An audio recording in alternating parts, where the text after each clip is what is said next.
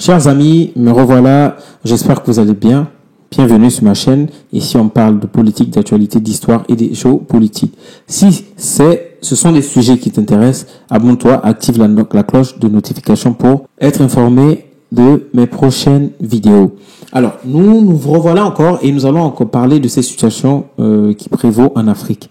Alors, l'intervention militaire qui est une option que nous tous nous ne comprenons pas. Nous allons partir sur une hypothèse pour comprendre, pour essayer d'analyser ce qui peut se passer dans les prochains jours si cette option est mise en pratique et que il y a eu une attaque militaire pour pouvoir déloger les militaires putschistes. Alors, il y a une situation, c'est-à-dire qu'aujourd'hui, si cette intervention militaire a lieu et qu'ils arrivent à défaire ces putschistes, ces militaires qui ont pris le pouvoir, et remettre ces militaires dans les mains d'un civil, alors, est-ce que vous pensez que ce civil-là pourra, lui, à son tour, diriger ce pays-là? Ce pays-là sera divisé parce qu'il y aura la population qui a été pour le coup d'État, qui soutient ces putschistes-là, et que aujourd'hui, après cette guerre, après un bain de sang, il y aura beaucoup de conflits, ça va créer beaucoup de tensions, beaucoup de conflits. Est-ce que vous pensez que ce pays-là peut être dirigé encore par un civil? Le civil qui va venir, il va diriger comment? Dans une situation de conflit, de crise, de guerre, de tension. Ça peut même porter à une guerre civile entre les Nigériens eux-mêmes. Nous en avons vu dans chaque pays. En Côte d'Ivoire, quand il y a eu l'intervention de la CEDEAO ou des militaires de l'UA ou de l'ONU, on a vu ce qui s'est passé. Il y a eu plus de 2000, plus de 3000 morts. On a vu beaucoup de gens qui ont perdu leur vie. Il y a eu beaucoup de familles qui ont été endeuillées. Quand on regarde, par exemple, l'OTAN qui est intervenu en Libye, qu'est-ce qui s'est passé? Il faudrait que même la CEDEAO essaie de tirer des leçons du passé. Toutes les interventions militaires qu'il y a eu ne pas à la CEDEAO. Parce qu'il y avait cette unité qu'on appelait les ECOMOG. On sait tous ce qui s'est passé. Quand il passait quelque part, il y a aucune guerre n'est bonne. Aucune guerre, parce que, je le dis parce que dans une guerre, il y a toujours des dégâts collatéraux. Et qui paye ces dégâts collatéraux? Ce sont les populations qui n'ont forcément rien à voir dans ces conflits. Donc, il faudrait que la CEDEAO puisse aussi user de sa sagesse et comprendre beaucoup de choses. Et tous ces pays qui sont pour cette intervention militaire. Aujourd'hui, le Niger n'a pas besoin de l'intervention militaire. En Afrique, on n'a pas besoin de ça. En ce moment, on n'a pas besoin de ça. On a vraiment besoin de certains leaders, de personnes qui ont le courage de défendre les intérêts de l'Afrique dans le monde entier. C'est de ça qu'il s'agit.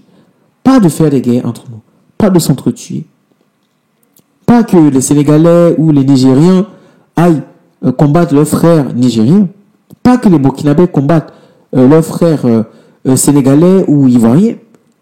Ce n'est pas ce qu'on a besoin. Donc aujourd'hui, il faudrait vraiment qu'on analyse cela. Et quand cela va se passer et qu'il y a l'attaque, les pays vont sortir de la CEDEAO. Donc ce qui veut dire qu'il y aura une frontière entre ces trois pays et plus la Guinée qui aussi est dans la même mouvance que ces trois pays. Et on passe d'une guerre civile, une guerre militaire, une attaque militaire, une intervention militaire, pardon. Et ensuite, les retombées, ça va être une guerre froide.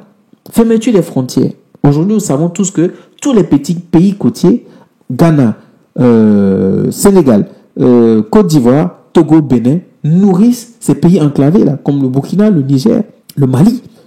Le Niger, les Nigériens passent beaucoup par le port autonome de Lomé. Et en plus, ces sanctions ne vont pas seulement que priver ces pays qui seront sanctionnés. Parce que, en tant que pays doté d'un port autonome, nous avons beaucoup d'échanges commerciaux qui se font entre ces pays enclavés et nous, les pays qui sommes des pays côtiers qui sont dotés de ports. Donc, ces sanctions-là, il faudrait qu'ils comprennent que s'il y a attaque militaire, ce sont potentiellement ce type de retombées que nous allons avoir en Afrique. Et ça va être bien dommage. Ça va être bien dommage que l'Afrique, que nous demandons qu'elle soit unie et soudée, qu'elle soit divisée en interne.